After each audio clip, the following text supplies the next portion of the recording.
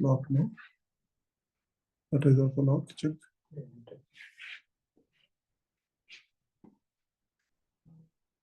No, it is fine, no?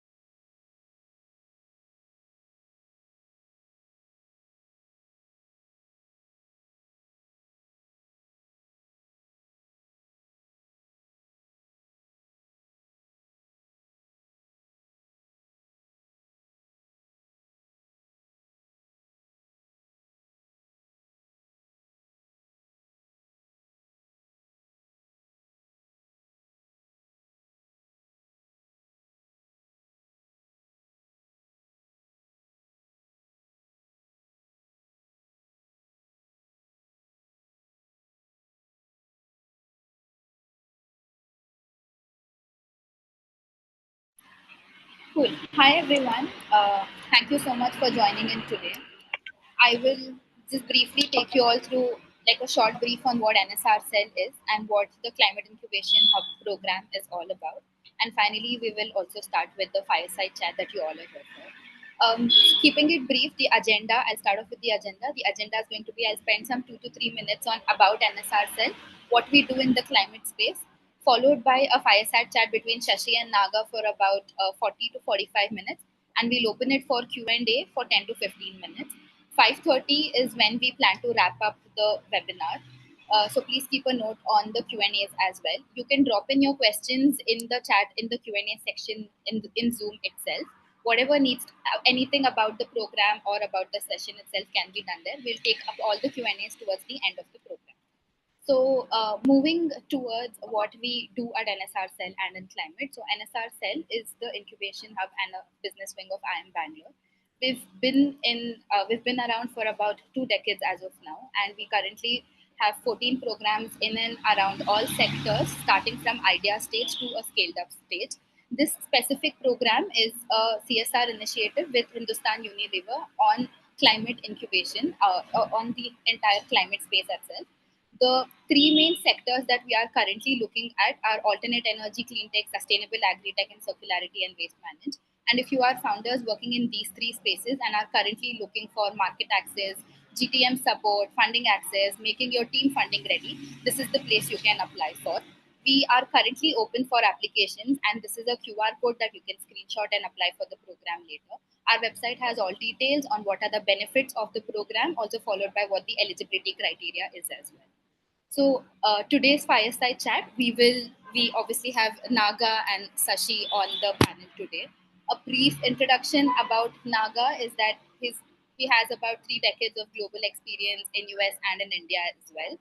He's also known as Farmer Growing Startups. He's been a full-time angel investor and invested in 33 startups, Unifor being one of the most, I think, one of the most really good investment of him. He spearheaded the impact thinking in Indian Angel Network and also co-founded the IAN Impact as well. He's also an author to the book Back to Bharat. I will be sending a website on pharma growing startups as well as Back to Bharat in the chat box. He's also an advisor and partner at Acumen.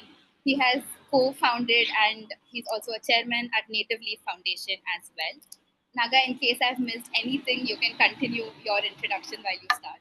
So that's about it. I'll over to you, Naga, for the fireside chat.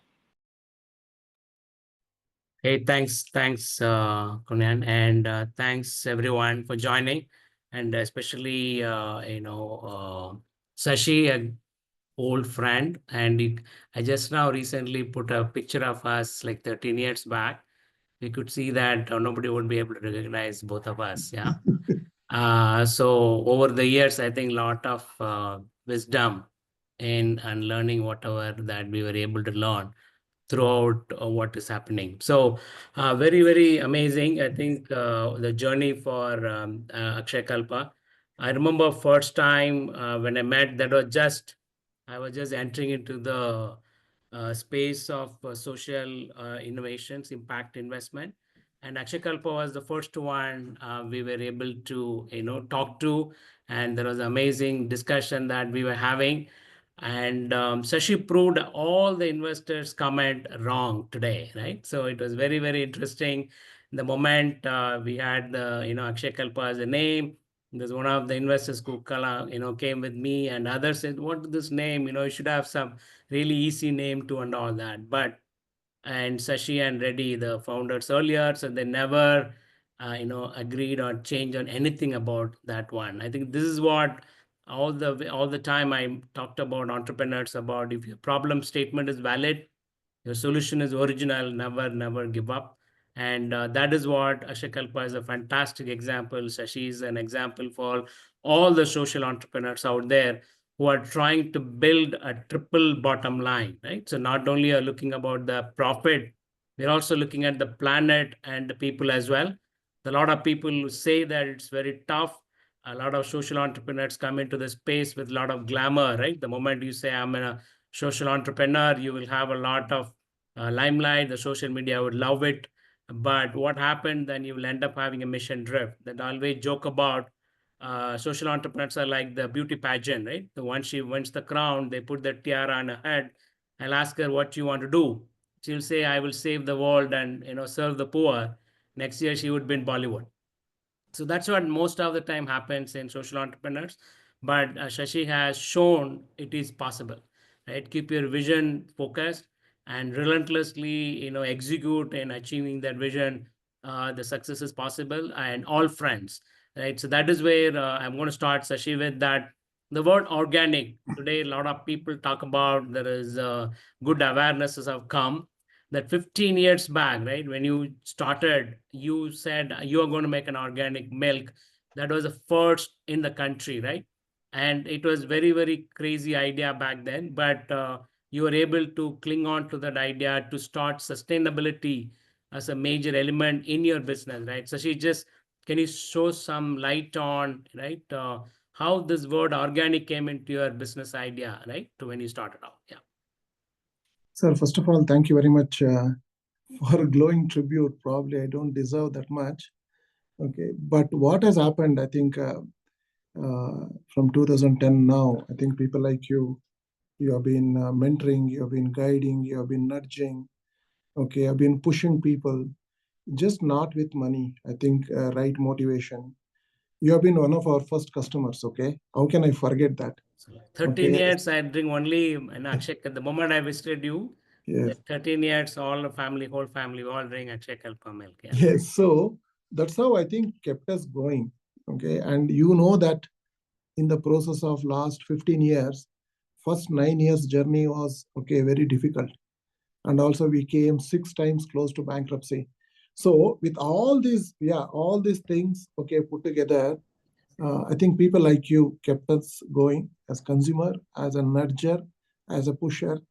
Okay, so that all credit to tremendous work, okay, you are doing, and of course, NSRCEL is doing amazingly, trying to incubate people. I think any entrepreneurs who need support, I think platforms like NSRCEL has been okay, amazing. At least I didn't have an opportunity to use it, but definitely I use Naga. Okay. So coming back to your question, sir, way back in 2010, the organic was honestly not in our mind. Okay. But what we wanted to do was, see, I've been a farmer's son. Okay. My father never wanted me to be a farmer. And we were in the middle of a technology revolution. So we became lucky and we saw the world. Okay. Maybe made some money. Okay. So all these things happened starting from 1990 onwards. 1991 was a path-breaking moment in our Indian history, okay, especially the technology, okay, industry. But what we were trying to do is it possible to get young people to farming? That was the whole idea. Yeah. When people like me, being a son of a farmer, I never became a farmer. But it's the truth throughout India, where farmers' sons, daughters, they leave farming because of unviability. We were exploring what is the option. Of course, we were great proponents of organic. I'd done organic farming myself. I burnt my finger in organic farming as an individual. Okay, and Dr. D had burnt his finger in organic farming. And he has been propagating a lot of things as part of BIVE. The idea was how to make farming sustainable. Sustainability actually is a misused word. We fundamentally believe that cash flow to the farmer is the key. You cannot have a 3 months, 6 months, 8 months, 1 year cash flows. It's not possible. So it is unpredictable. Can you have a daily cash flows? That was the first question. Second question was, to enable daily cash flows, what should we do? Then we thought soil management is the key. So therefore, that's how this entire organic idea came out. Yeah. Hey, let's focus on soil management, do an organic farming. That's how we thought. But we wanted to enable cash flows. So then we thought, what can enable cash flows immediately? That is dairy. That's exactly how we started. That's how the entire organic, okay, thought process got associated to what we were doing in Akshayakalpa, okay, way back in 2010, sir. Awesome. Yeah, so I was about to mention as well, I think what, Shashi had reminded me as well. So he was a Wipro engineer, right? So, he was a successful engineer, I think, as he mentioned about the IT boom happened. And he was able to have a very nice, cushy life in the IT job. But then this urge happened. How that urge happened, Shashi, when he started out, right, leaving this IT job and sitting in a farm. I know you're explaining the entire process. There are a lot of technology came in. I will come into the tech part, what you have done. But how did that transition happen from IT to milk? Yeah. So there was 2001, sir, 2001 time frame. That is when we started interacting with Dr. D very, very closely. Okay. And around 30 people from Wipro. Wow. So we used to really get together and discuss and have a coffee, have a chit chat, and what's happening in this world. Can we save this world? Those are the thoughts, Okay. So they're just thoughts, okay? Nothing action. When we discussed this one with Dr. D told very plain and simple, stop thinking. Okay, you guys need to act. Okay. Yes, so that is how it is. Then he ran one program called Yuva Chetana way back in 2001. Yeah. Okay. And Yuva Chetana was all about, he was part of an NGO called BIVE. I think a lot of people know BIVE. Yes. So in that program, okay, what he used to do is he used to go to villages, identify young people and support them to stay back in farming, okay, by exposure visits, giving a little bit of a technology inputs, sometimes even giving some 5,000, 10,000 rupees grants to solve small problems, okay? Yeah. So you asked us, all these 30 guys, you guys are thinking, can you guys give up your coffee, tea, or wherever you eat outside food, no? That money you give it to me, I will run this program. So that's what he told. So we supported that program for close to 10 years. Wow. Every month we pooled money. Okay, every month we pulled honest money. Every month, I think all of us gave 15,000. Wow. Okay, so that's how was the commitment. So 25 years back, 50,000, that's a lot of money, yeah? 15,000, yes. Yeah. Okay, and of course, we were fortunate enough to be in industry, which was paying very, very handsomely for us. Okay, and that journey continued for 10 years. At the end of 2009 or something, Dr. D asked, hey, enough is enough. How long you guys keep giving this grant money? Then we start thinking something doing. entrepreneurial. We thought, what is it? Okay. Yeah. Then he told, you leave all your jobs, come. We will go Uh-huh. to villages and change the villages. That's what he told. Okay. So that's how Akshayakalpa was born. Honestly, Uh, okay, it okay. was a very, very benevolent thought. Yes. Okay. Amazing. And we never thought we'll run a business. We never Uh-huh. thought we'll do an entrepreneurship. We didn't know. So Dr. Reddy Mhm. was very passionate of changing the outlook of farming. Yeah. So that's how, okay, we got started in 2010 with Akshayakalpa. That is the Wow. genesis. That Yuva Uh-huh. Chetana program of Dr. Reddy was a genesis. Yeah. And you'll be surprised to know Akshayakalpa was crowd-funded, 27 people from Wipro. So, Fantastic, so that's actually. crazy. Yes. Wow. So 25 years back, right? This is a big journey, long journey. Yes. It's not just a 15, right? 25 Yes. years of the sowing the seed. I'm Yes. sure just we have to remember Eddie now, Yes. amazing gentleman, right? So he used Yes. to come pitch even before the farm visit. I've seen Yeah. at least two, 3 times. He's like a young entrepreneur running around pitching, right? Working in Bay for a long time, Yeah. understand how the milk could change the world. So he wanted to come out and solve this problem.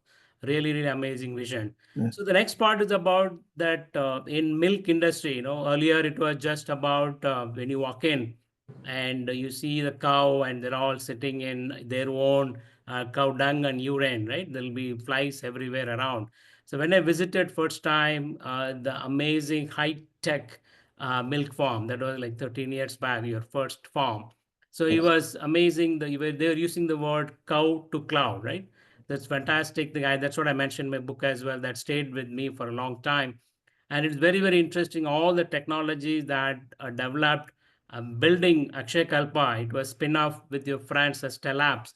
And that they themselves a very successful big Yes. company today, supported by many of the investors as well. So that is amazing with that one vision of what you guys started. There are two companies born, right? So the Yes. Scout to Cloud was a very innovative thought. Can you take us through, Shashi, just when you guys wanted to start about milk and soil, you didn't just stop there as an activist, right, wearing a jolna and then go on the field, but you brought technology to kind of solve the problem as well. That's very intriguing to the probably many of the people in the audience as well. How the Scout to Cloud happened? Yeah. See, we wanted to solve this problem, okay, in two approaches, sir. One is we need a ground level work, hands-on work on farming. Yeah. And when you do farming, we want to be very objective, collect the data objectively. So that's how the technology thought came in. That's how the IoT thoughts came in. Way back in 2011, we were tagging cows. We were putting, okay, moisture sensors and putting, okay, simple routers in villages, okay, in the cow farms to relay this data to the cloud. That point of time, it's a 2G, okay, Yes. and the connection was very horrible. We used to send SMSs, okay, Yes, collect the data, yes, okay, and I remember correct. most of the places we didn't add connectivity.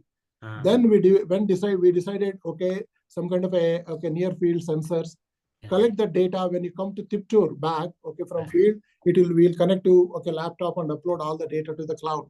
So that's exactly how we thought. But in a summary, the idea of a technology as an enabler, not as an input. Generally, how the technology agri-tech, when you say, can I sell something to, okay, a farmer? No. What we wanted to do was, can we collect the data from the farmer? Farmer need not pay for it. Okay. So that's exactly how we started. Huge data we started collecting way back in 2011. The data was mind blowing. Okay. In terms of cow data, soil data, agronomy data, okay, rainfall data, okay, soil health data, soil organic carbon data. It was a crazy. Okay. So that is when we started realizing this is not a one lifetime's work. We need a focus.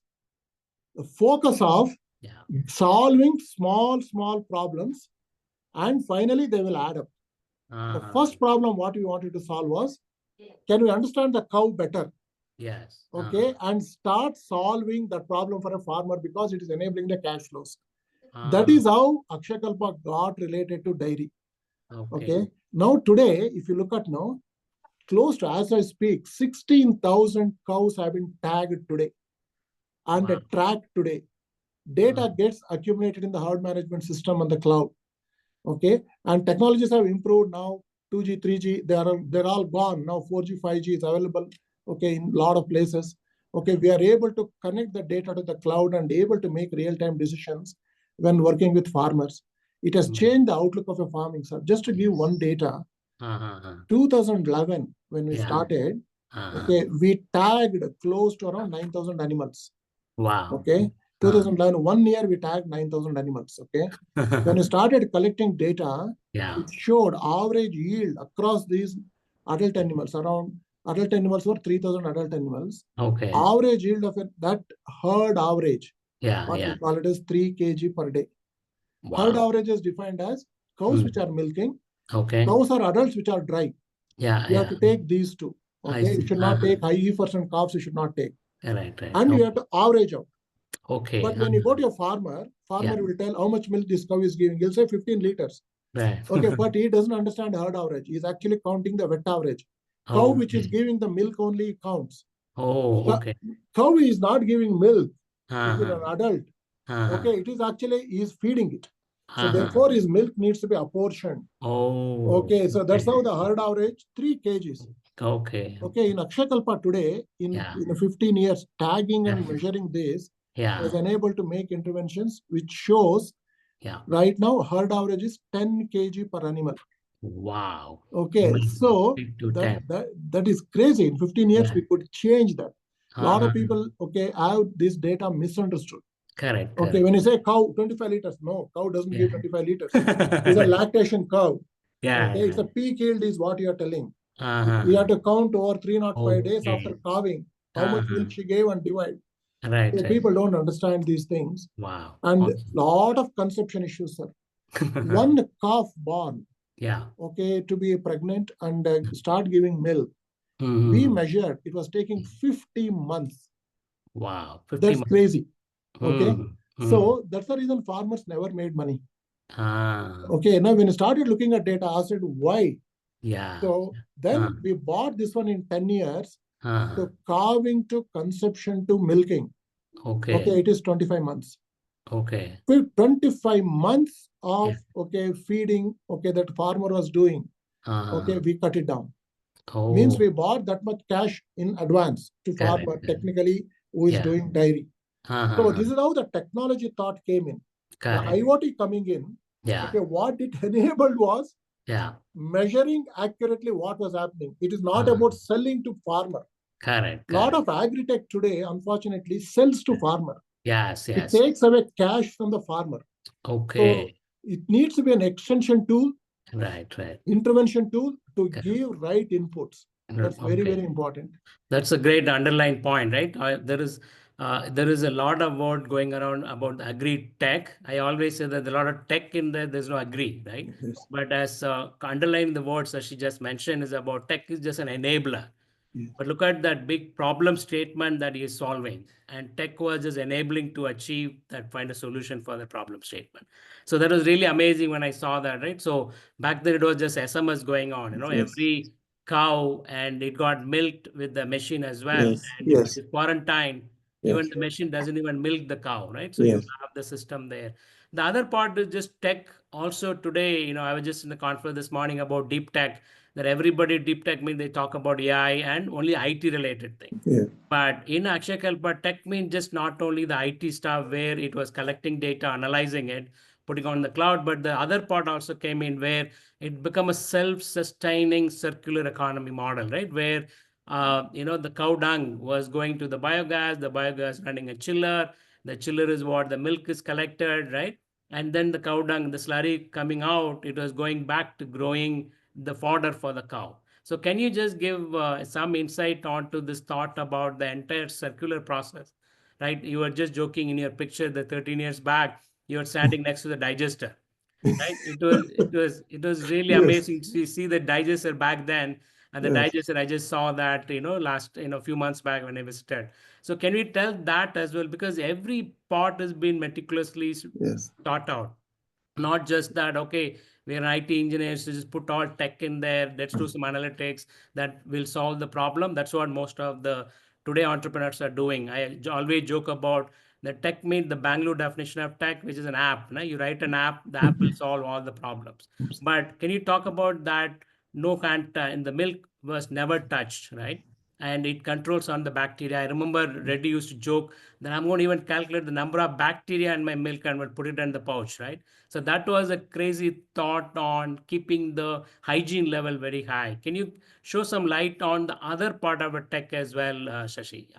So especially in the dairy, there are a host of issues. Okay, one fundamental issue, okay, is why farmers should do dairy.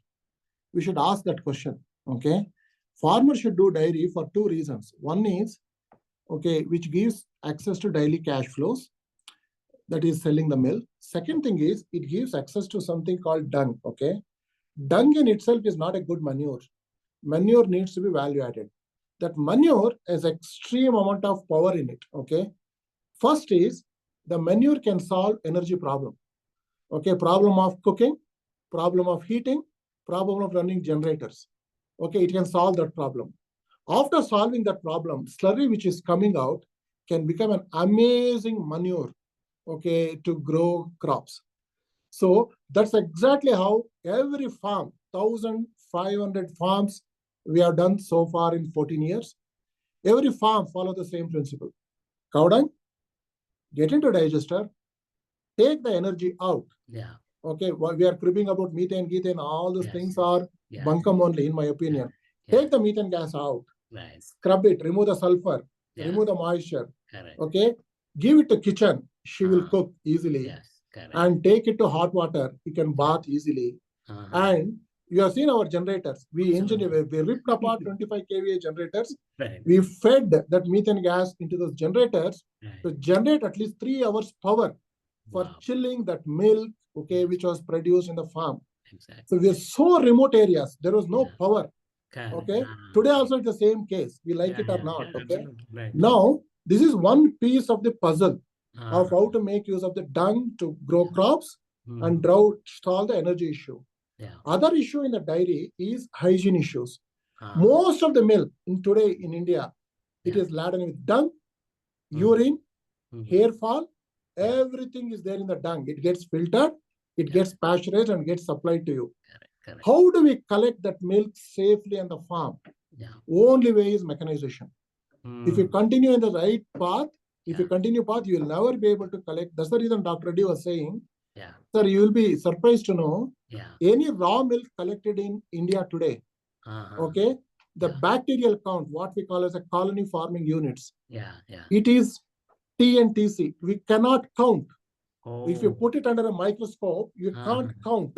Okay, you know what is the grade A milk standard in the world? Okay, you can have a raw milk can have a 30,000 colony forming units. 30,000. Okay. 30,000. You know, Akshayakalpa, we do 12,000 colony forming units.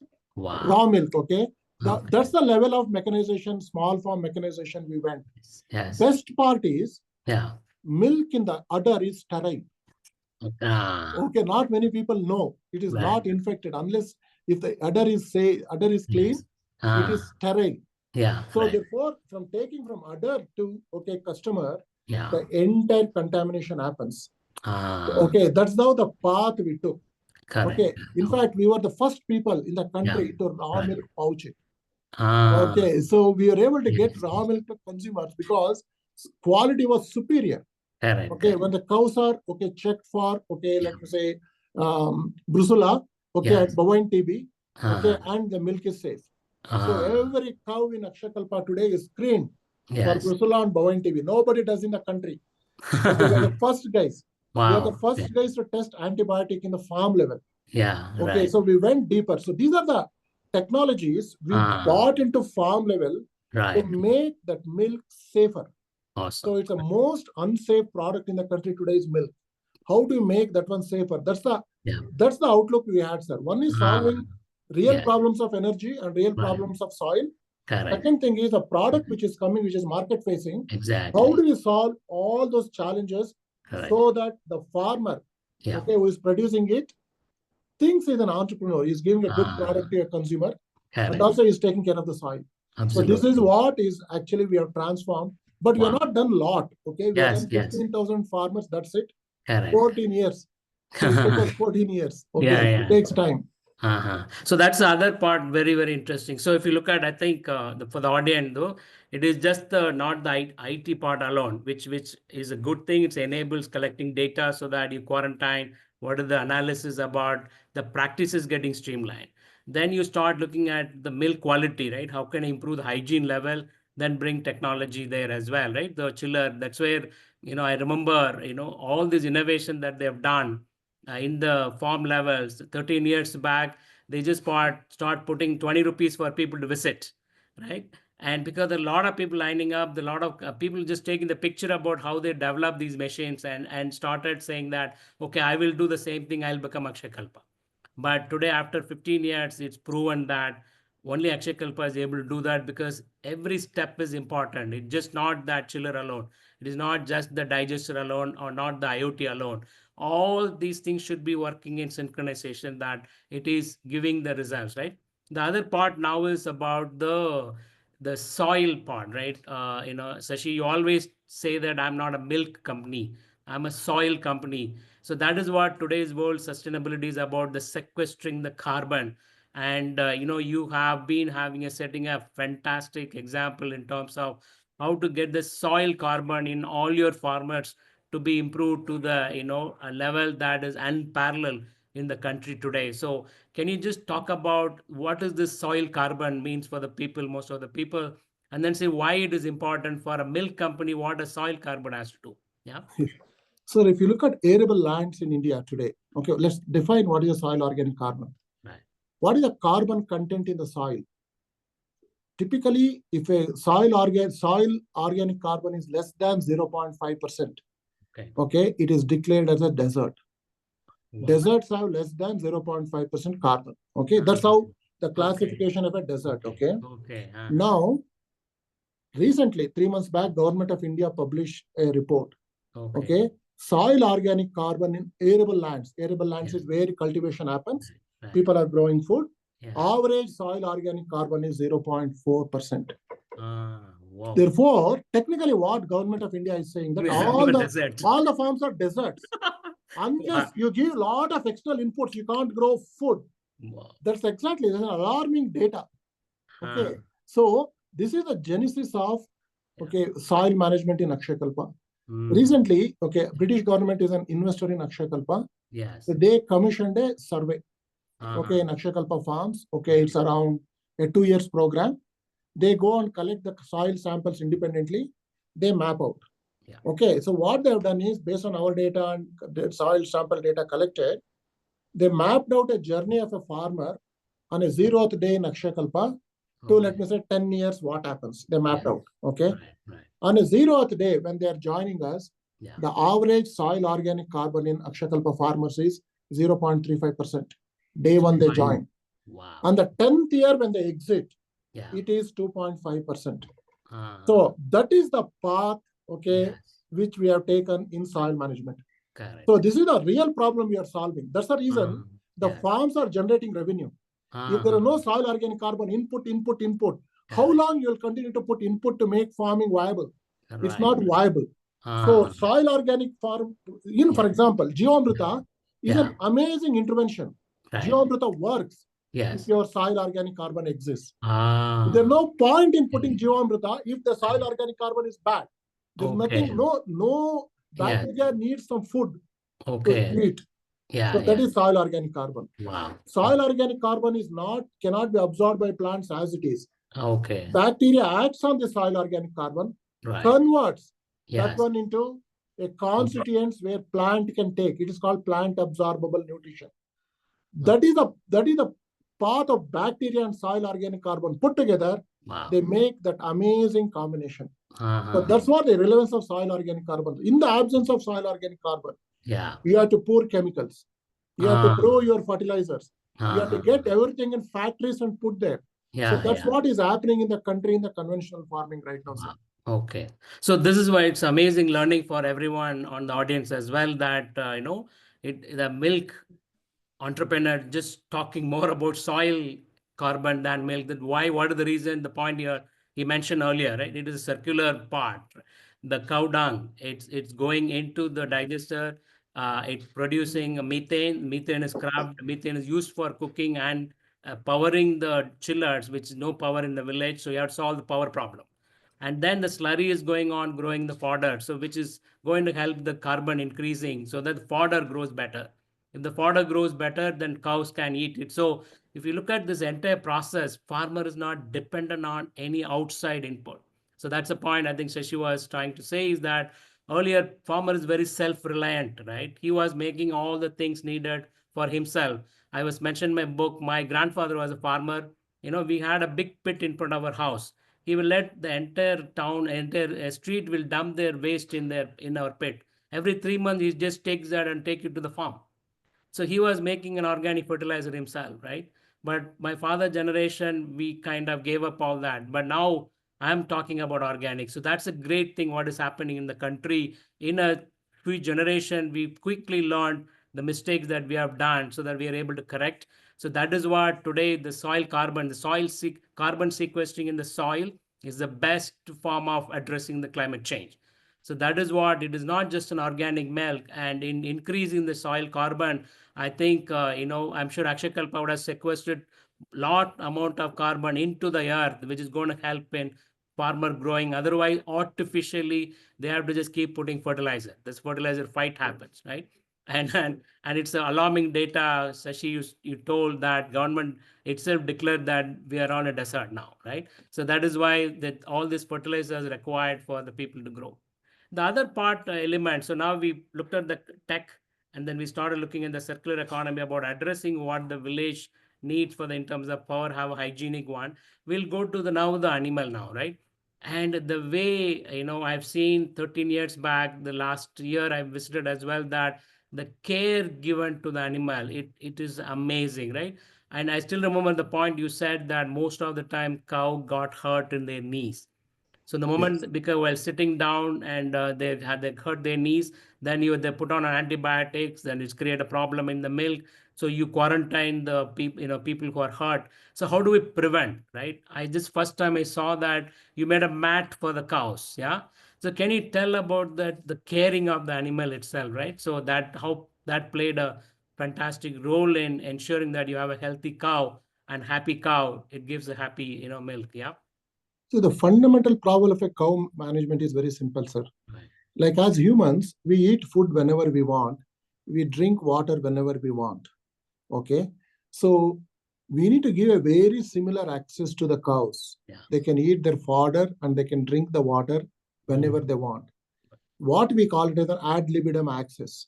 Okay. In India, it never happens. Cows are always tied. Right. They are fed whenever you want. Okay. They are fed, okay, very little.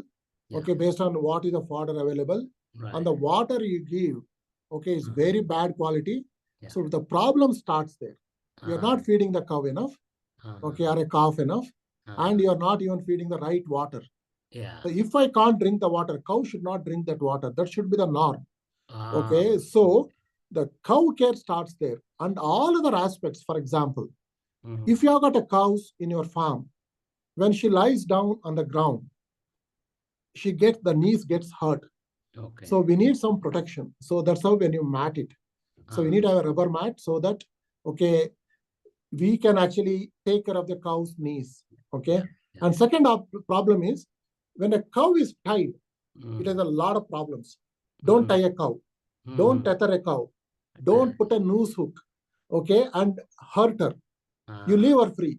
99% of the problems cow faces, like mastitis, like diseases, all of it will disappear because tying a cow results in stress. Stress results in all the problems in a cow. Okay. And also leaving the cow free makes, okay, the milk, okay, which is stress-free. Okay. And consumers actually can relish it. And cow also is not under discomforted. So, and also animal treatment in terms of, for example, calves needs to be fed properly, taken care. Cow, we don't do calf care. Okay. And we only say give milk to calf. Okay. Nobody gives milk to calf. Yeah. Okay. Calves need 1/10 of the body weight. And a calf is generally born. She is 25 kgs to 30 kgs weight. Okay. Okay. And she needs 1/10 of the body weight every time you feed her. Right. Morning 3 liters, evening 3 liters is required. Yeah, which farmer will feed so much, sir. Impossible. They won't feed. Yeah. So the problem starts there. Therefore, we need to give right milk quantity. So therefore, farm size needs to be a little bit bigger. For example, if you got 5 milkers, okay, in a farm, one milk given by one cow can all go to all the calf. Remaining everything can be commercially viable. Right. So that's exactly how it needs to be thought, needs to be given. Okay. And also housing. Yeah. Putting under 4 walls is craziness. Okay, it's all copied from Europe, and we have colonial mindset. Okay. Has actually has been extremely difficult, sir, to remove. Okay. Because colonials, okay, had that temperature, okay, problem. They had to put a wall and protect the cows from heat, sorry, from cold. Now you're tropical, subtropical like us. Why we need to put such big walls and create discomfort for cows? Leave them free. So that's how we changed housing, we changed feeding, we changed cow care, we changed calf care, we changed access to feed and fodder. Wow. Okay, and we created our own formulations which taught to farmers that no need to buy anything from a feed company. Correct. Make your own feed. Correct. That is just what is talk about the silage. That it was amazing how they yes. ferment, right? Can you talk about that food? Yes, in fact, so for example, when a green fodder is available, okay, large scale in the rainy season, yeah, people should not let it go. Should actually chaff it, store it as a silage. So that creates a lot of value addition. In fact, that what we call in a cow development terminology called FCR, feed conversion ratio. Amount of feed, how much you are giving, how much it gets converted to milk, how much it gets converted to energy. That we need to be clear. Silage making actually solves this problem. Wow. So this is the path, in terms of cow comfort, sir. Awesome.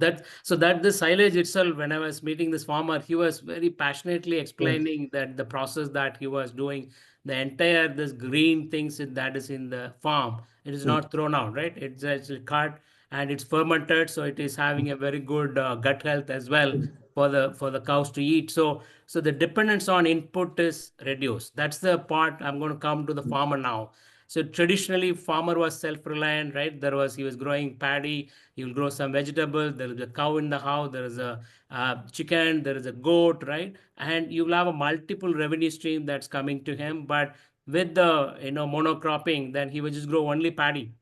So he has to sell the paddy and buy everything, including the input. So you always mentioned that you have a policy. You go to a village and you make this one farmer as a role model to show farming is viable, right? Today there are thousands of farmers leaving agriculture every day. There are farmer suicides are happening because we've lost our traditional wisdom of how we were doing farming.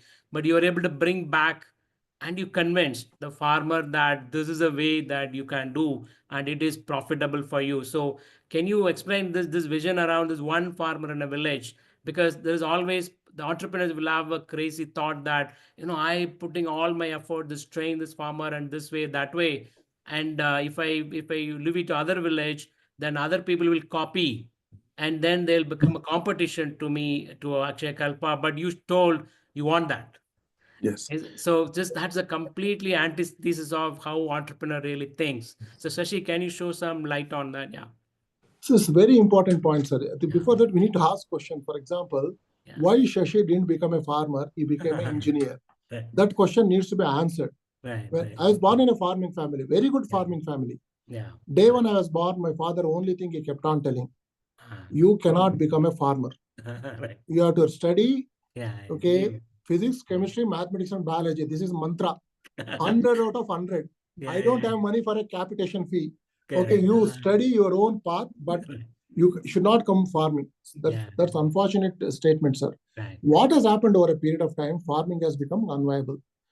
So, like my father, why he wanted me to be an engineer was, there is an engineer in Bangalore, he is making money. So therefore, he wanted me to be an engineer. Likewise, what Dr. D, my co-founder, told was, hey, we should go to each one village, we should make an entrepreneurial farmer. Entire village should look up to him. Okay, I want to be like him. Like how we want to be like engineers. Okay, that's the vision of Akshayakalpa we are executing today. We don't take more than one farmer in a village. Okay, and groom him to make 100,000 rupees a month. He has got a good housing, good healthcare. Children go to best of the schools. He has got a car to move around. Okay, he's got a very good housing, taking care of the parents. Correct. Everything needs to be really looked into. Okay, that's how the entire village starts looking up to, hey, you know, he's doing farming. He's doing extraordinary good life. Right. That is what is required for the country, sir. That's the reason, the principle behind one farmer in a village is that. Okay, so we want to make farmer a role model.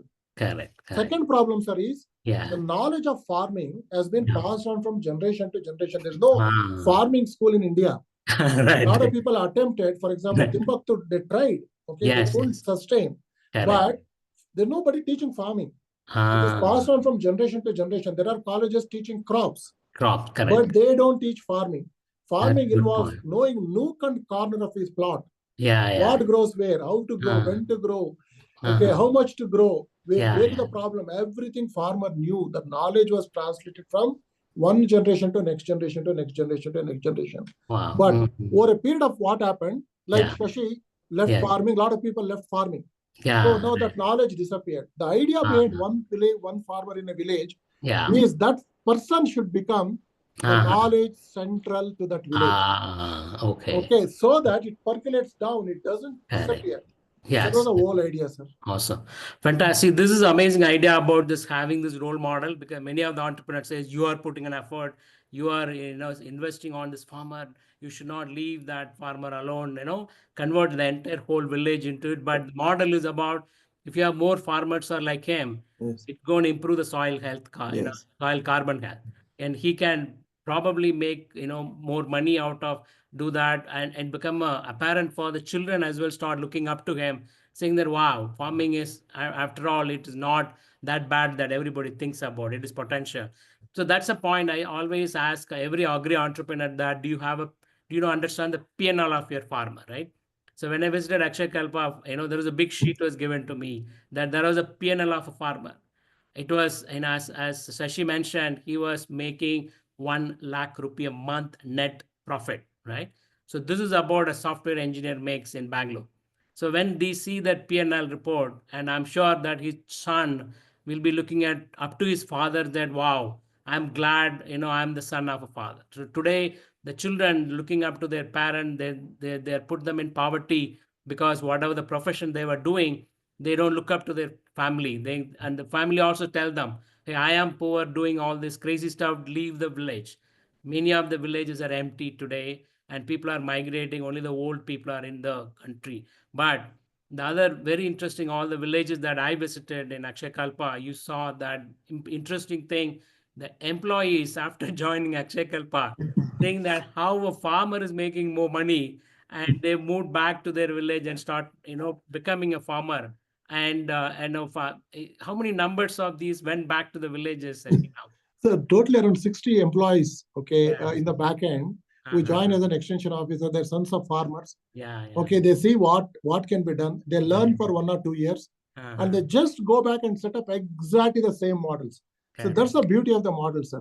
There's basically people are copying. Means it's we say best way to flattery is somebody is copying you. Exactly. Okay, so that's how it is. Amazing. Yes. So it was really fun. We went when I visited the village, I saw one of this employee, right? He has a degree and he has a 4-5 acre farm.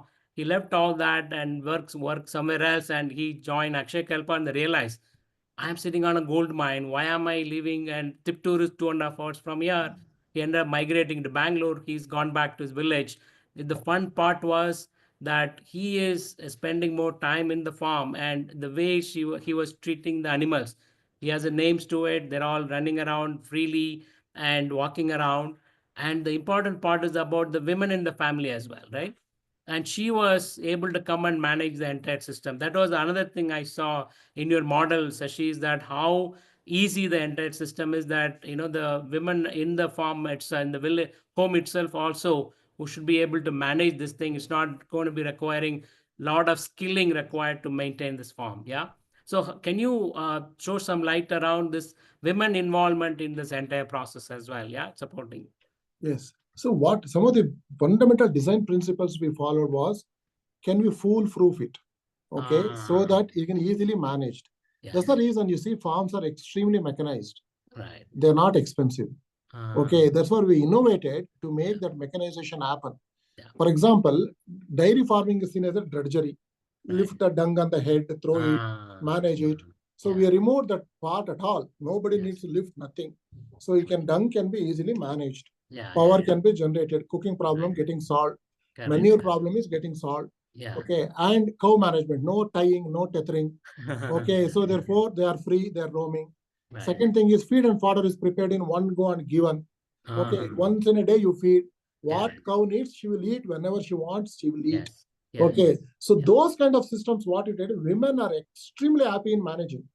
They get so much free time, morning around 2 hours, evening around 2 hours. Remaining, all of it is technically a free time, okay, where they can pursue other interests, like, for example, other farming activities, okay, growing, beekeeping, the 7,000 bee boxes we have integrated, they manage them. Okay, all of it actually has become very good women empowerment system, sir. Today, out of 1,500 people, 400 are women farmers. Wherever women farmers are there, these farms are managed the best. Their family savings are the highest. Okay, that basically indicates women have an inherent ability, okay, to manage things. Okay, and especially the farming. 80% of the farming work is done by women. They are never given credit. So that's the change what we are trying to make. Fantastic. The government of India does not even have a line saying that women farmer. Yes. Women farmers not in the line at all. Correct. So I'm glad to hear that, this many women entrepreneurs are able to run this one. The other part is about now we have fixed the soil, so the fodder is growing. And then you're also now started looking at additional revenue stream from other produce from the farm, right? I always love to see the Akshayakalpa app just coming up with this new produces that farmers are making. So now you have a customer base that buys some milk, but now I also buy tender coconut from you, right? Yes. So this is where, so how that process is also, it's also bringing more revenue, a multi-revenue stream, that one, and also the beekeeping, what you mentioned. Yes. The beekeeping is just not for the honey. Yes. But that will increase the yield. Can you just give the link of the honeybees and the yield increase, right? Yeah. Yes. So there is one interesting thing. Out of 1,500 farms we operate, we now integrate around close to 7,000 bee boxes. Okay, now that is Sarena. Okay, Indian, in Kannada it is called Potrejeno. Okay, so that we have integrated. Okay, now what has done is pollination for a coconut. Okay, in our area, it has taken up to next level. Okay, so that pollination actually brought in around 15 to 20% yield increase. This has been documented. We have measured it. Okay, in these farms where we have integrated bees. Okay, farmer doesn't understand this. Farmer only understands honey part of it. That's the reason we told, okay, you will get honey, integrate bee boxes. We have made it at least 3 minimum bee boxes integration, okay, into one farm mandatory. So that has started giving other results. And the other part, sir, is when we started making manure using cow dung and tree mulches, all of it, we realized it lacks nitrogen and phosphorus. Okay, so then we wanted chicken poop for top dressing, okay, of the crop. Then we integrated a backyard poultry, 20 birds, 30 birds, 50 birds, like that. So way that we can get access to around 40 to 50 kgs of chicken poop as a manure. But now what has happened is that in itself now has become an income stream for farmers. Now we started giving market access to the backyard poultry eggs. Okay, 1 or 2 or 3 or 5 eggs they produce. Okay, giving access to 900 rupees to 1,500 rupees to sometimes 5,000 rupees a month, okay, access to money to these farmers. So that is quite a substantial money. Okay, then we integrated banana. Okay, so the banana started giving additional income streams. Then tender coconut. So last year we marketed Nerle. I don't know English name for it. Nerle is Nerle Annu. Okay, so we started integrating Nerle, these trees. Okay, in the bunds. Okay, and in the hedges. Okay, they started fruiting this year. It took 10 years. Okay, now we gave market access to them. Farmers are happy. ನೇರಳೆ ಹಣ್ಣಿಗೆ ತರ market ಸಿಗುತ್ತಲ್ಲ ಅಂತ. Okay, they are very really happy. So okay, and this year we started giving market access to mangoes. Okay, yeah, right now Akshayakalpa has around 5,000 mangoes. Okay, trees, okay, integrated across the area. We started giving market access to mangoes. So this is how the ecosystem is being built at the same farm. Eggs, milk, mangoes, okay, beekeeping, okay, the bananas, Banana. vegetables and greens this year, Yeah, our yeah. rice bed model. Correct. Right now, we have started putting that one into market. So Absolutely. this is how the changes are happening in the ecosystem. Correct. Okay, to get the Yes. farmer, that diversity is required. One, you told no, paddy is okay crop, Yes. very bad crop from income point of view. Right, Okay, right. and can you diversify is okay, Yeah, is propensity to do monoculture. Correct. So correct. that's what we have done. It has Yeah. enabled up to minimum six income streams for a Wow. farmer. 6 income streams. 6 income streams. Wow. Okay, so each one of it is going back. Chicken poop is going back to soil. Yeah, Okay, so the vegetable residues, waste are going back to the soil or animal feed. So Yes. there's all this ecosystem now. Right. It is a beautiful circular ecosystem, sir. Yes. This is how we have implemented this entire part. These are the additional income streams. Tender coconut is one of them, but now you can see back at poultry, you can see banana, you can see vegetables. So all of it now is started coming into play. Super awesome. So now this is usually what happened. Entrepreneurs who are very passionate about the space, organic space, and also doing helping the farmers, they spend a lot of time on this side of it, on the product side, right?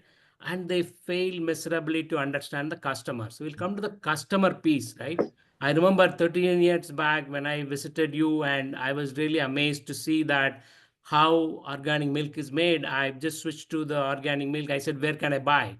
You said Lumiere is the one largest customer, and it was buying 60 liters back then. So I ended up even investing in Lumiere. So last 13 years, all the grocery comes from Lumiere, the milk comes from you. So this is about seeing is believing, right?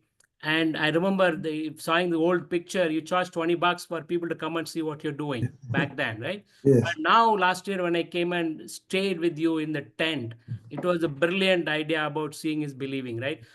Can you talk about the customer nurturing? That is a very integral part of what Akshayakalpa has done. I still remember around 10 years back, my children go to Valley School. One of the parents stood up and said, why are we not giving Akshayakalpa milk to the children here, right? And we were all stunned, and our customer is vouching for the product and is urging, so he's become your marketing person. Yes. So, and you have this model. I remember when we were buying Akshayakalpa milk, sometime every apartment there is one of your customers becoming a distributor, right? Morning 4 o'clock, they'll become a distributor and selling. Yes. So how do you build this cult of amazing customer who believed in your product? Because even today, I think the 23,000 customer, if I'm not wrong, what the number you have, they have the cult feeling with you that completely believe that I am drinking this milk, right? So can you talk about the customer nurturing as well? Because that's where a lot of entrepreneurs fail miserably, that they'll spend a lot of time in this side. I have an awesome product, I'm organic, and why am people are not buying? They'll just start blaming on the customer. But you've done articulated and executed beautifully well the customer side as well. That can you start with the early journey on even the distribution, a customer distributing, to even today? I saw you coming to apartments, right? Yes. Engaging with the children and telling the story about how organic milk is made. So this is very, very, very unique marketing thing that you are able to do that involve customer in the process. Yes, sir. See, the customer is end of the day, is our greatest proponent. So in agriculture, what happens is farmer or an entrepreneur can do a lot of things in the back end. He can create a value, but the realization can only happen if the customer pays for it. That realization is very, very important for any entrepreneurial journey, sir. Or else what happens is, so as you're saying, we can continue to blame and we can continue to, but one way of building that journey is building trust, being extremely open.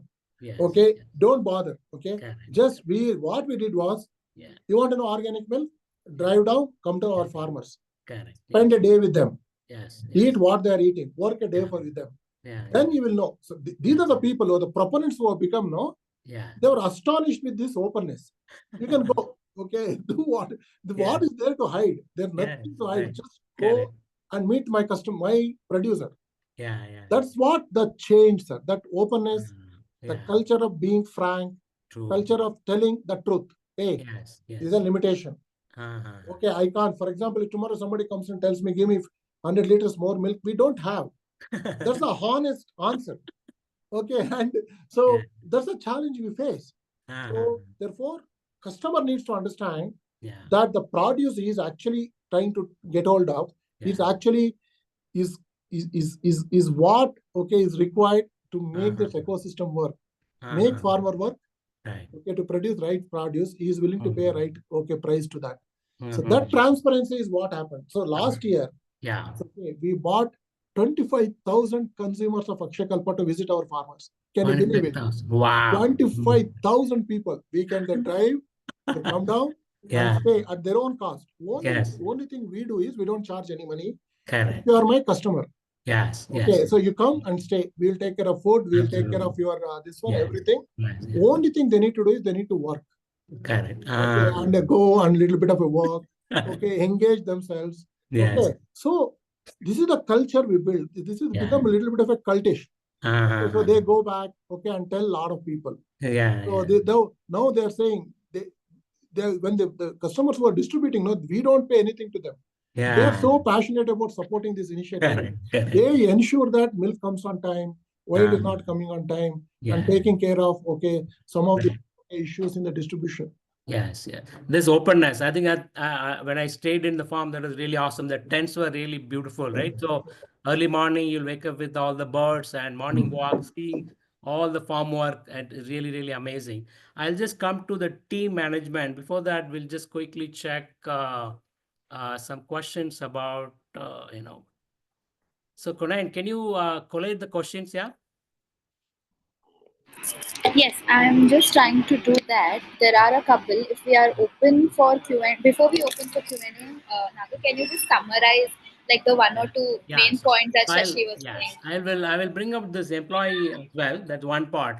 So the last part I'm going to ask Sashi is about the culture that is built. So technology, and ensure the data is collected. Then you have circular economy in terms of how farmer is able to produce all the inputs needed, right? From your cow dung, then the biogas is made. That is solving the power problem. The slurry will come as a input as organic fertilizer what is growing.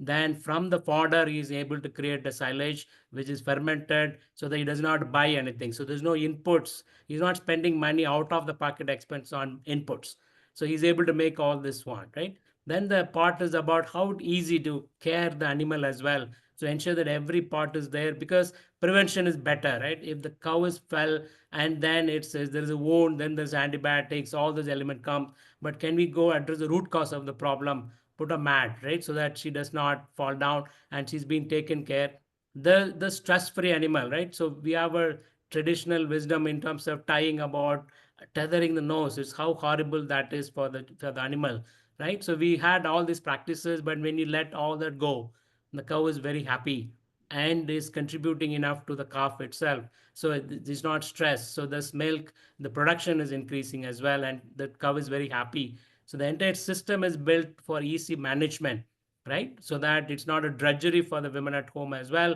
So where some of the farmers they can do go some other work as well, that the entire farm is taken care. Then the multiple revenue streams, right? So not only relying on the milk, there are 6 revenue stream is built, so that the farmer is not relying on one. That's the problem today, the monocrop. If the paddy fails, he falls in debt because you took a debt and put paddy, the paddy price is a problem or some other issues, then he's on debt, he's not able to come out of the debt because he need further debt to buy the seeds to just again for the next crop, and people don't trust him. That's why the farmer suicide is happening today with the Sashi's model, where you are making most of the inputs yourself and you are also going to consume. There is a revenue stream is coming up that makes farmer not vulnerable to any small issues. If there is a problem in one area, and other streams will be able to help him bring in the revenue. So then promoting, being the role model as a farmer in one village, in one farmer in one village, the children can look up to him. Now even the employees are able to come back and go back to their farm and make more money than working in Bangalore in some kind of an area. The last element is about customer. Customer is a very, very important part of it. If we say the customer is wrong, you cannot run a business. That's what most of the social entrepreneurs make this terrible mistake. They said they have a halo in their head that I am saving the planet, I am saving the farmer. Everybody should line up and buy from me, right? So this is where the lot of effort goes on, having the customer trust. Come and see it, right? There are 25,000 customers visiting the farm. It's an amazing thing, and I've seen that, how it is like a resort, right? You can just go stay there in a farm and beautifully and eat the food and cook there, and most of the vegetables are grown there. Well, I was eating it, so I saw this amazing cultural shift. An entrepreneur running a 500 crore company standing in the line for the food, right? And washing the plates. So can you talk about this culture as well, Shashi, that what you have built, that, today we saw this, all this modern entrepreneur, they're flashing whatever they have, and there is a separate, whatever what they want to enjoy. But the team building, they're really bad at it, right? So you saw that people leaving and all that, but you have built an amazing culture where I saw that everybody is eating what has been growing there, and a lot of innovations happening in terms of not disturbing the ecosystem there as well. I saw you don't even put a grass for the ground cover. If you see that, if you're a 500 crore company, people all put grass in there. You're growing sweet potato. You said that's your grass cover. So even now, after you've grown into this big a 500 crore company, your DNA is not modified single bit. How do you maintain this culture? Yeah.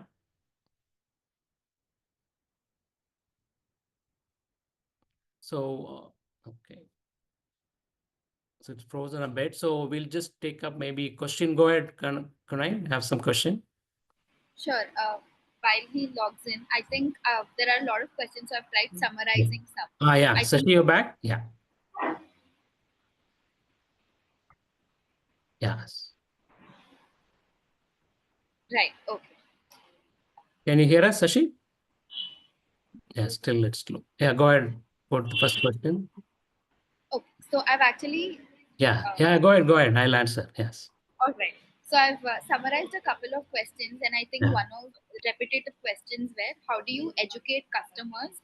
Because when you're serving organic, it's premium pricing, and this in dairy products is a very price sensitive market.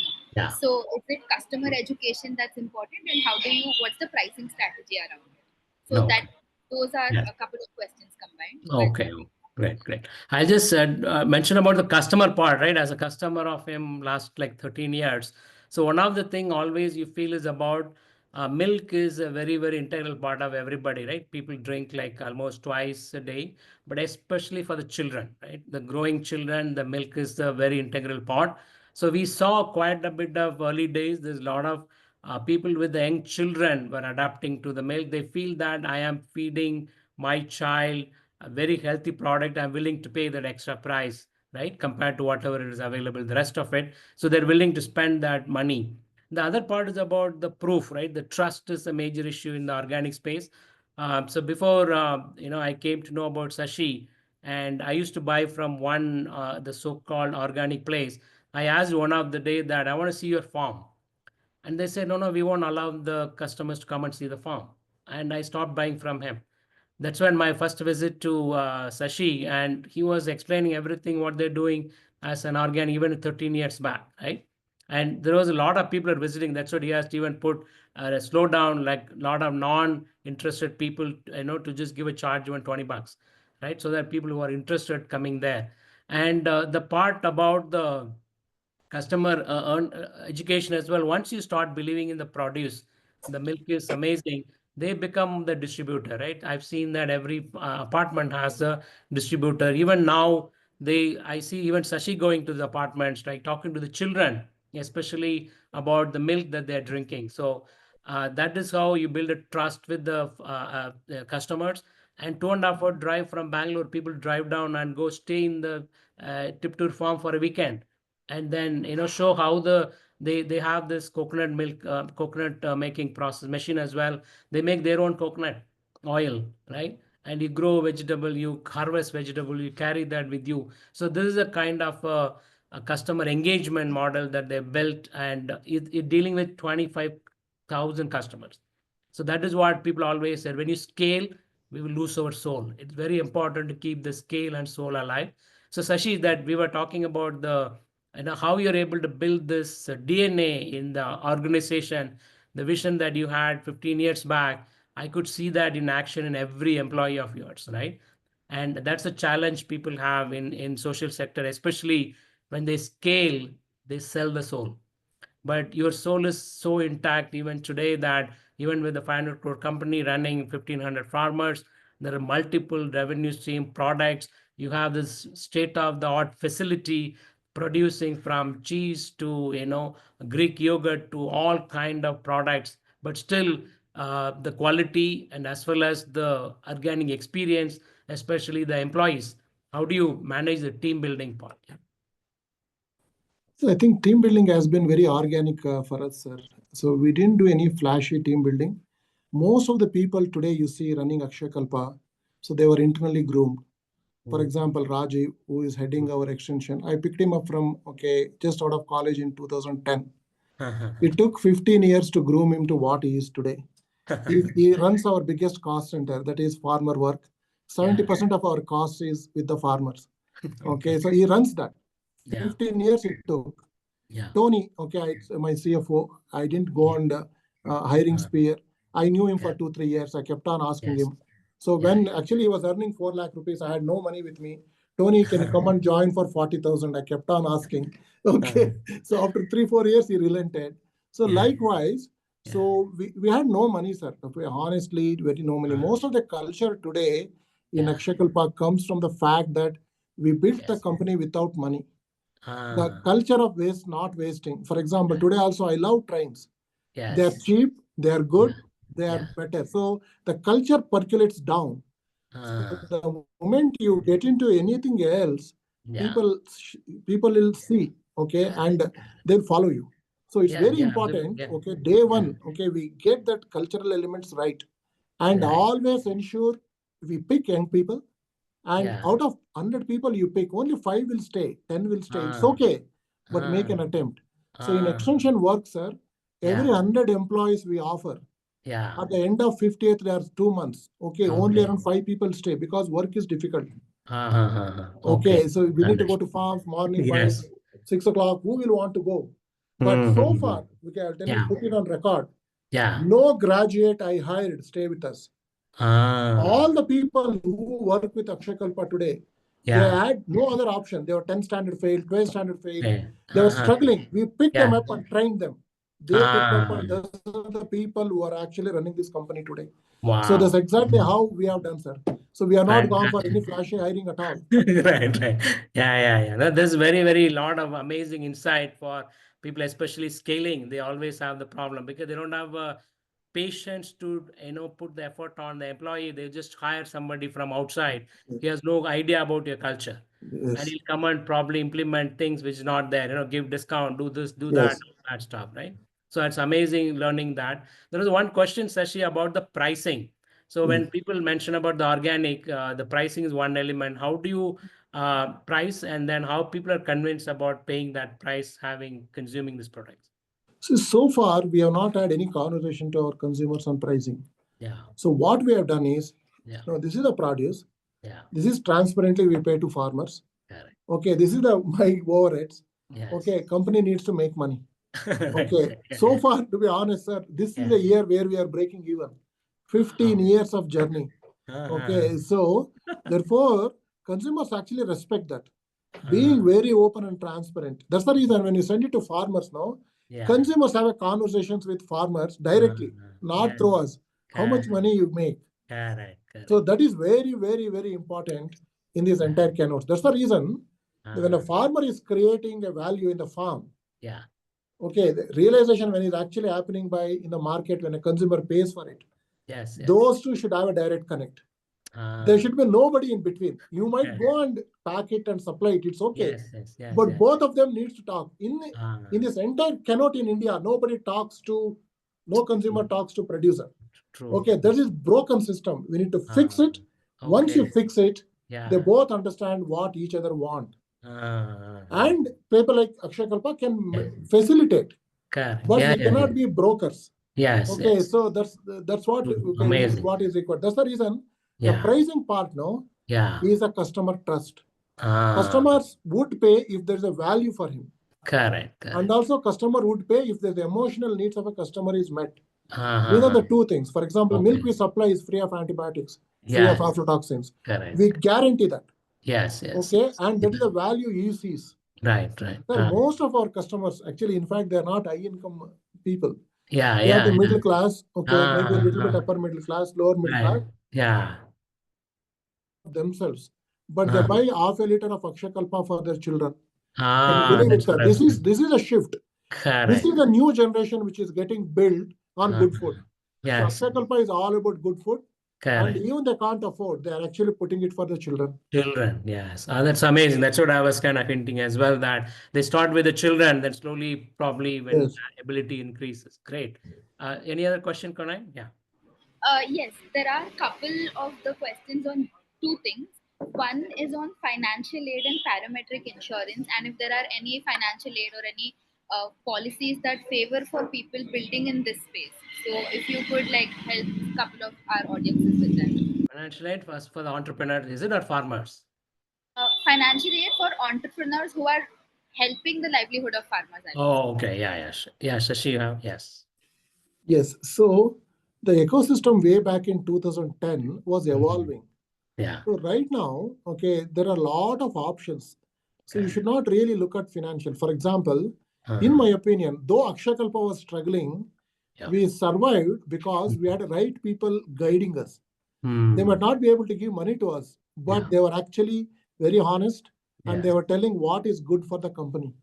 So Uh-huh. we need Naga, sir, you are the great example. Uh-huh. Okay, so Yeah. though you never put money and you became my customer, Correct. Correct. okay, so that is what it is actually end of the day. You Yes. need to have the right people with you and Correct. money will happen. I told you, no, for Yeah. first 9 years of Akshakalpa, we came 6 times close to bankruptcy.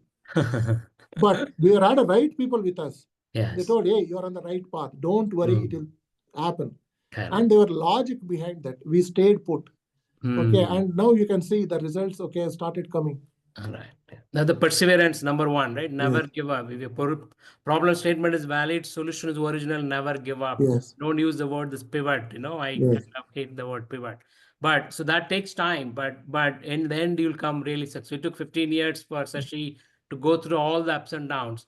But today, his efforts are being recognized, right? And people are understanding the trust. With 25,000 people are driving down to see how it is made. That's a great proof that how they believe in the about funding part. I'm sure today all the entrepreneurs are looking for where the money is, right?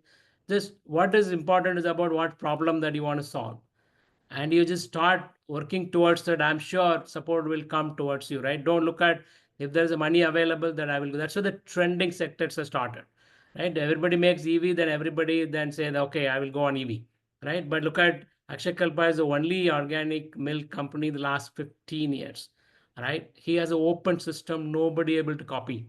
So that is your best way to build their unique USP, that what we call it, right? Not able to copy, because look at that every element that he mentioned, meticulously managing all this element, right? So then only the success is possible. People want like immediate success. I start tomorrow, I'll buy milk, I'll start selling, I put it on Instagram, I'm saving farmers' life, I want to go viral tomorrow. That never happens. So just identify what problem that you want to solve, stick to the holistic way of finding a solution to that problem. Look at that, what Sashi mentioned, that I'm not a milk company, I'm a soil company. So they're going to the root cause of the farmer's problem. And then from there it start building up today, that they're able to show that they are like 20, 30 some more than the country's average on soil carb. Yeah, next question, Kunal. Just adding on, sir, and especially in Yes, the yes. funding part, Yeah. okay, I think focus on funding is too much, I believe. Hmm. I Hmm. think the focus on problem solving needs to come back. Right. I think funding will come. Correct. So I'm a fundamental believer in that. Yeah. No, Okay. you proved it. I think you how I've seen that how much trouble the organization went through a few years back. You Yeah. all stayed put, but all it took was is one person to walk in, and he saw what you have done. You're all Yeah. set. Yeah. Yes. Nice. Great. Thanks, Naga and Shashi. I think one last question from the audience will be Yeah. there have been multiple questions on fodder, because you said you have to feed healthy as well. So, what Uh, is the right food for cows and everyone as well, and keeping it more hygienic? And in terms of skills for farmers, how do you okay. help them skill up, and what are the right skills that you equip them with? Okay, yeah, go ahead. See, most of the problems with the cow feeding, I think the input with what we are giving. Today, what is the feed we are giving to cows? If we imagine agricultural straw, it is not even a hay. For example, once you harvest ragi, what is left out, okay, that is fed to the cow, it has no nutrition. Okay. Then you buy a feed from a feed company and you give a concentrate feed to the cows. That's what is the model for milk production in the country today. Actually, to solve this is you have to enable farmer to grow fodder. So the question is, what is the fodder? Okay. So the fodder needs to solve two fundamental problems. It needs to give energy. Okay. 70% of the fodder should have energy constitution. 30% should give the proteins. So that the milk production can be optimally done. I'm giving a very high level thumb rule. Of course, we need to reconstitute based on how the cow, okay, what stage she is lactating. If we can teach farmer how to grow a fodder which can give 70% of the energy cow needs, okay, and then how the protein, where the proteins come from. Okay, can you make a little bit of a groundnut cake yourself? Can you make a little bit of a coconut cake yourself? Okay, and get that protein thing going. And then mix this, okay, constituents, silage, which is the energy part of it, a protein part of it, in a certain combination. Teach farmers how to make a total mixed ration and feed the cow, or a calf, or a heifer, or a milker, or a dry animal, or a pregnant animal. You have to start teaching them how to manage that. That is a management skill which is required. I think the question was two parts, on the fodder part and of course on the management part. So these are the only things farmer need to know, at least in a dairy ecosystem. How to grow the fodder, but you need land access, grow the fodder, right fodder, feed and manage them properly. So that's the gist, okay, in a very, very high level. Great. How's the time check? Yeah. Yes, we just have 5 minutes left, I guess. I think we'll. But Shashi, I think there's one question, if I may. When you did say that it's been a 13-year long journey, I was just thinking if you could help. I just need a story on how did you acquire your first 50, 100 customers? Was it the trust or was it? Yes, like the first Yes, customer. that's a little bit crazy. Okay, so that was February 11th, 2012. Is when we sold first liter of milk. That was in fact 18 liters of milk. Okay, I don't know how many you know Krishnarao Park in Jayanagar. So we stood in Krishnarao Park, the joggers around that, holding the milk packet, me and Dr. Reddy. I still remember sitting in, getting that milk in a box in Dr. Reddy's Indica. 18 liters of milk we bought from Tiptu to Bangalore.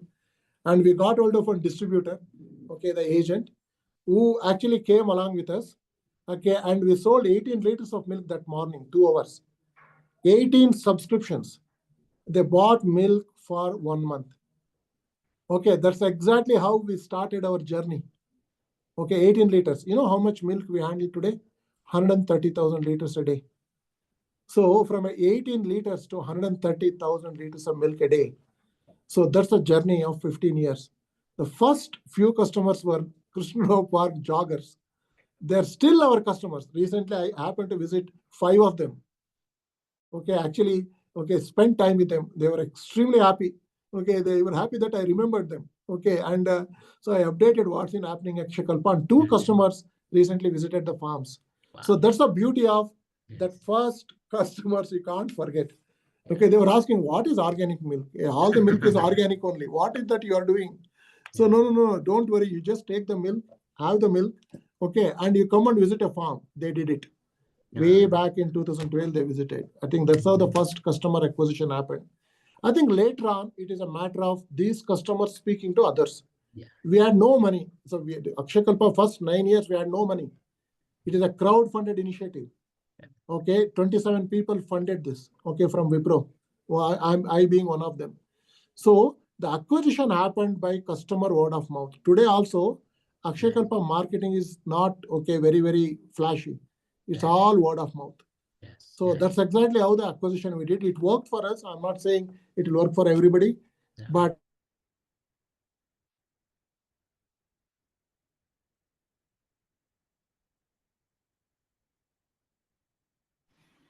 Any other question, Karan? Yeah. No, Naga, there's actually no question, but I wanted to take a screenshot of you and Shashi as well. Yeah. Okay.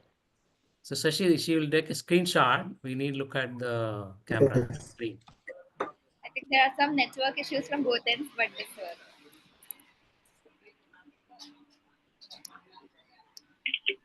I'll take one more. All right. Done. Thank you, guys. Super. Excellent.